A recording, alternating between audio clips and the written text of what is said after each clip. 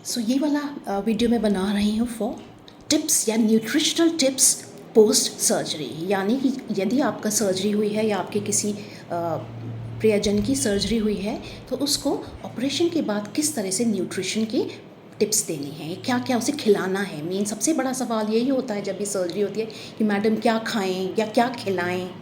तो देखिए, जब आप ऑपरेट होते हैं तो 24 आवर्स टू 48 आवर्स आप देख रेख में होते हैं। सबसे पहले आपका ऑपरेशन के कुछ घंटे बाद ओरली अलाउ जब किया जाता है, मुंह से दिया जाता है, तो सबसे पहले हम लिक्विड या क्लियर फ्लूइड्स ही देते हैं, जिसके अंदर आप पानी आता है, सूप्स हैं, चाय है, टी है, हल्का फुल्का लिक्विड तरल तरल चीज़ें देनी है। क्लियर हो तो बेस्ट है। आफ्टर दिस अगर नेक्स्ट मील आपने एक्सेप्ट कर लिया क्लियर फ्लूइड, तो आप उसको थोड़ा सा सॉफ्ट डाइट की तरफ ले जा सकते हैं। सॉफ्ट डाइट में आप जैसे अगेन सूप्स हैं, आप खिचड़ी, दलिया, मूंग की दाल, कस्टर्ड, इस तरह की चीज़ें ले सकते हैं जो मुलायम मुलायम होती हैं, जिसको आप घूंट भर भर के पी सकते हो। शेक्स हैं इस तरह से, है ना। इवन जैसे गर्मी के टाइम में अगर यंग पेशेंट्स है, कोई कहते हैं सॉफ्टी, यस वो भी सॉफ्टी भी ले सकते हैं आराम से, कोई दिक्कत नहीं है। अर्लीस्ट में कहा जाता है कि च्युइंगम्स भी दे सकते हैं, उससे भी गट मोटिलिटी बढ़ती है, आंतें चलती हैं नीचे को, आंत जब चलने लगती है, आपको डॉक्टर चेक करते हैं, उन्हें बाउल साउंड्स दिखती हैं, तो आप आराम से खा पी सकते हो।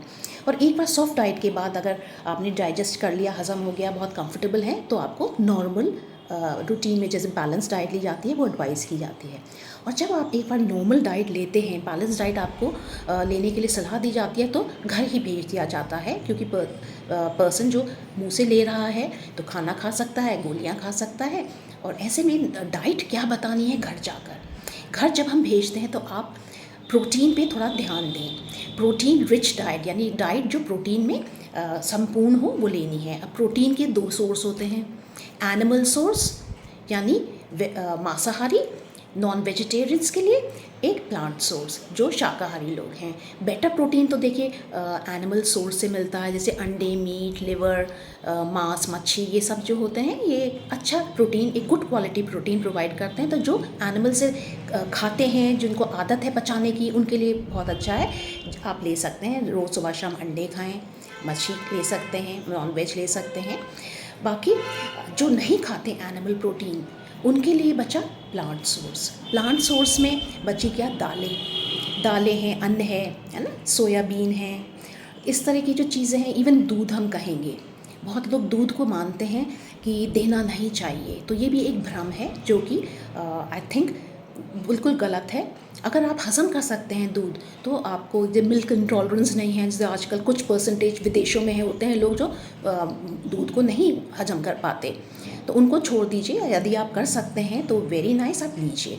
इवन दूध मट्ठा ले सकते हैं, बहुत अच्छा होता है। बल्कि जितने योगर्ट्स जिन्हें कहा जाता है, ये बहुत अच्छे प्रोबायोटिक्स होते हैं। ये आपका हाजमा, स्पेशली जब आप एंटीबायोटिक्स ले रहे हैं तो उसमें आपकी गट फ्लोरा डिस्टर्ब हो जाती है आंतों का, तो ये उसको संतुलन लाने में योगर्ट्स का बहुत बड़ा हाथ होता है। ये बहुत अच्छा है। दूध, दही, मट्ठा बिल्कुल ले सकते हैं, खिचड़ी के साथ दही लें, कोई दिक्कत नहीं है। तो दालों में भी हम ये कहते हैं कि मैम कौन सी दाल लें। देखिए, डाइजेस्ट ना कर पाए तो मूंग मसूर ले लीजिए, बट यदि छिलके वाली डाइजेस्ट कर सकते हैं, सोयाबीन ले सकते हैं, तो उसमें कोई मनाही नहीं है, इट्स वेरी गुड। सोयाबीन सब दालों में सबसे अच्छा सोर्स माना गया है प्रोटीन का। तो सोया नगेट्स हैं, उसकी बनी चीज़ें तो आप ले सकते हैं। दूसरी चीज़ मैं कहना चाहूँगी, एक है जो आप भूल जाते हैं, वो है पानी का इंटेक। जब हम लोग यहाँ पे आपको ऑपरेट करते हैं तो आप देखते हैं कि 1-1 लीटर की 3-3 बॉटल्स लगती हैं पूरे दिन में, है ना। तो इतना आपको फ्लूइड इंटेक आपको लेना है, यानी कि आप 8 कप पानी अलग अलग डिवाइडेड डोजेस में लें। एक साथ भी नहीं होता कि 1 लीटर इकट्ठे पी गए, है ना, but it has to be divided, spread out करके लें इसको। पानी की कमी से आपका कॉन्स्टिपेशन हो सकता है। हाइड्रेशन जितना अच्छा होगा उतना आपको अच्छा फील होगा। तो थर्स्ट के हिसाब से भी नहीं जाएं, कोशिश करें थोड़ी देर में थोड़ा थोड़ा पानी पीते रहें। इसके अलावा एक बहुत दूसरी चीज़ मैं कहूँगी, विटामिन सी।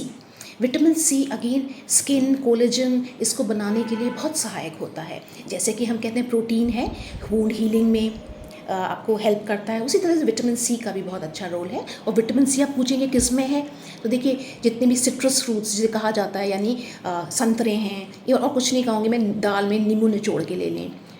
आंवला बहुत अच्छा सोर्स है, आंवले अगर चटनी के रूप में थोड़ा लें बहुत अच्छा रहेगा, रोज़ थोड़ा आंवला ले लें। दूसरा, अगर आप फाइबर की बात करें, फाइबर की कमी से भी कॉन्स्टिपेशन हो जाता है, तो फाइबर का सेवन भी इम्पॉर्टेंट है। जो छिलके वाली दाल है, ब्रैन है, आटा है, चने का आटा है, उसमें even fruits are very rich in proteins. तो अगर आप फाइबर का सेवन रखेंगे तो आपको बहुत फ़ायदा रहेगा। पेट और पानी भी है, फाइबर भी है ना। फाइबर का ये एक सटाइटी भी मिलती है, पेट भरा रहता है। ग्लाइसेमिक इंडेक्स कहा जाता है कि ग्लूकोज का स्पाइक्स नहीं आने देता। तो फाइबर को कभी भी आप हल्के में ना लें, फाइबर का आपकी डाइट में होना अनिवार्य है।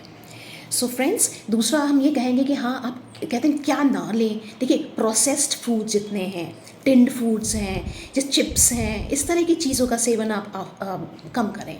इवन अल्कोहल, हम कहेंगे अल्कोहल का सेवन भी आप ना लें। तो फ्रेंड्स, अगर आप अपनी डाइट में प्रोटीन अच्छा लेते हैं, फ्लूइड अच्छा लेते हैं, फाइबर अच्छा लेते हैं, तो यकीनन आपकी हीलिंग भी अच्छी होगी, वोंड जल्दी हील होंगे, and you will be back to health and back to normal activities sooner. तो इसको आप हमेशा ध्यान रखें। और कोई सवाल हो तो आप पूछ सकते हैं कमेंट्स में। Thank you.